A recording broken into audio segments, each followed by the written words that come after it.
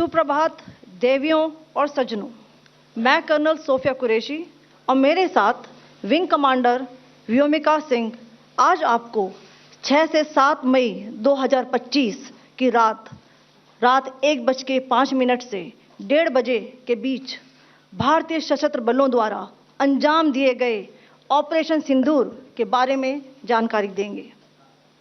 Operation सिंदूर 22 अप्रैल को पहलगाम में हुए विभत्स आतंकवादी हमले के शिकार मासूम नागरिकों व उनके परिवारों को न्याय देने के लिए लॉन्च किया गया था। इस कार्रवाई में 9 टेररिस्ट कैंप्स को टारगेट किया गया और पूरी तरह से इसे बर्बाद किया गया।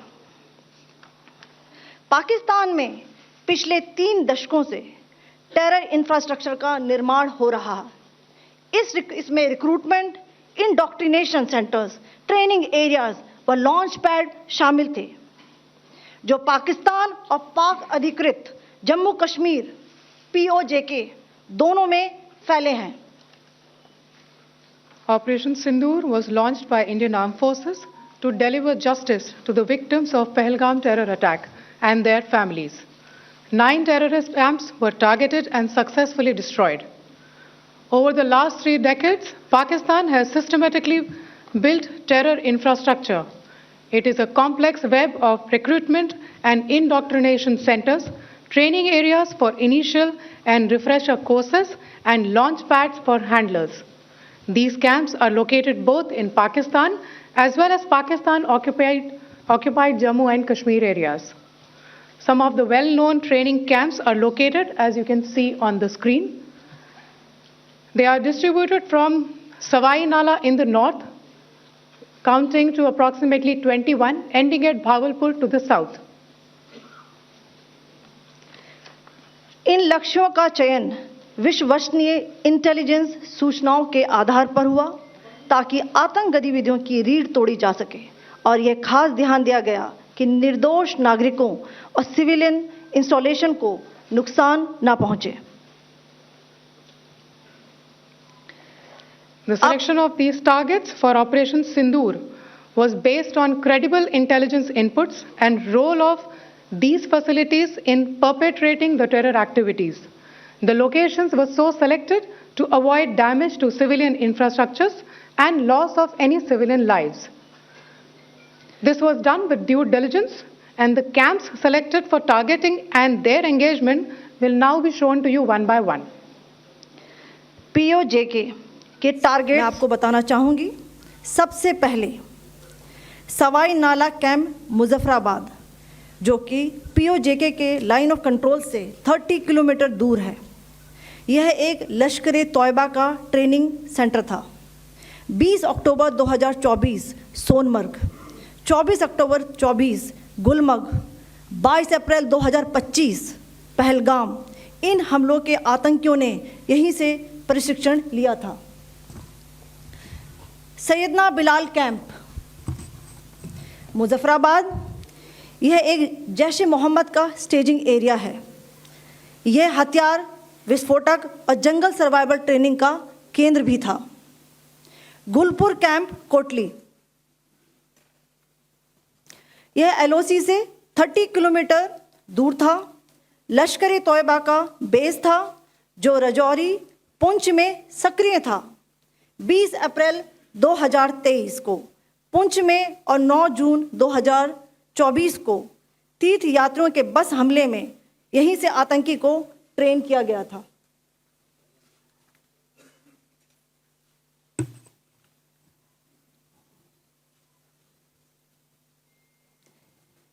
बरनाला कैंप बिम्बर, ये LOC से 9 किलोमीटर दूर है। यहाँ पर हथियार, हैंडलिंग, IED व जंगल सर्वाइवल का प्रशिक्षण केंद्र था। अब्बास कैंप कोटली,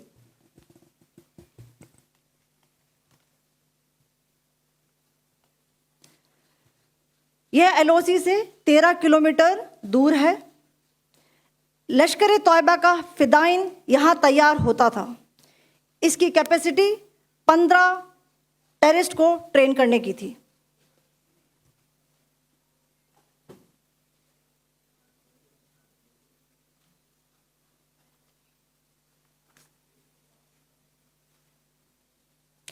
अब मैं पाकिस्तान के अंदर के टारगेट से अवगत कराना चाहूंगी।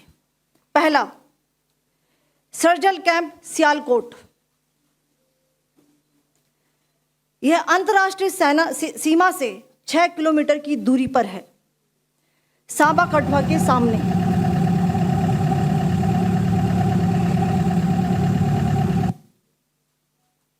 मार्च 2025 में जम्मू एंड कश्मीर पुलिस के 4 जवानों की जो हत्या की गई थी, उन आतंकवादियों को इसी जगह पर ट्रेन किया गया था। दूसरा, महमूना जाया कैंप सियालकोट। यह 18 से 12 किलोमीटर आईबी से दूर था। हिजबुल मुजाहिदीन का बहुत बड़ा कैंप था। यह कठुआ जम्मू क्षेत्र में आतंक फैलाने का नियंत्रण केंद्र था। पठानकोट एयरफोर्स बेस पर किया गया हमला भी इसी कैंप से प्लान और डायरेक्ट किया गया था। मरकज ताइबा मुरीद के, यह आईबी से 18 से 25 किलोमीटर दूरी पर है। 2008 के मुंबई हमले के आतंकी भी यहीं से प्रशिक्षित हुए थे। अजमल कसब व डेविड हेडली भी यहां ट्रेन हुए थे।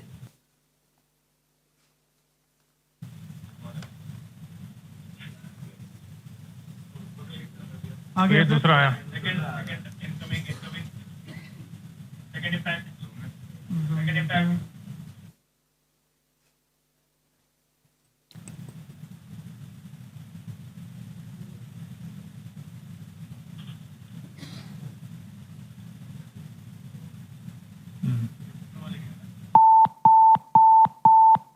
टारगेट 10 हुआ है सर अभी।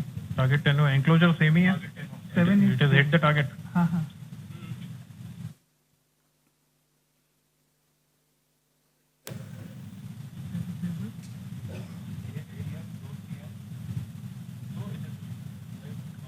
तीसरा आ गया सर इम्पैक्ट।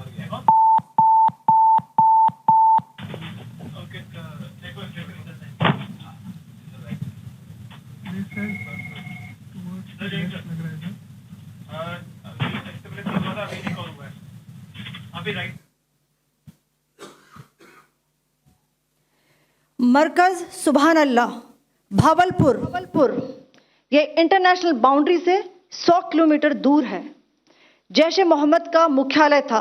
यहाँ पर रिक्रूटमेंट, ट्रेनिंग व इंडोक्ट्रिनेशन का केंद्र भी था।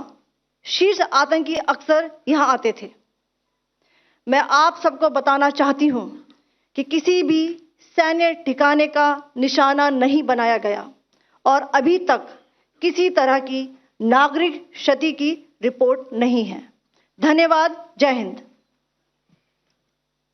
The strike on the terror camps were undertaken through precision capability, as shown to you. A niche technology weapons with careful selection of warheads was ensured so that there will be no collateral damage. The point of impact in each of the target was a specific building or a group of buildings. All the targets were neutralized with clinical efficiency, and the results reiterate the professionalism of the Indian Armed Forces in the planning and execution of their operations. No military establishments were targeted. India has demonstrated considerable restraint in its response.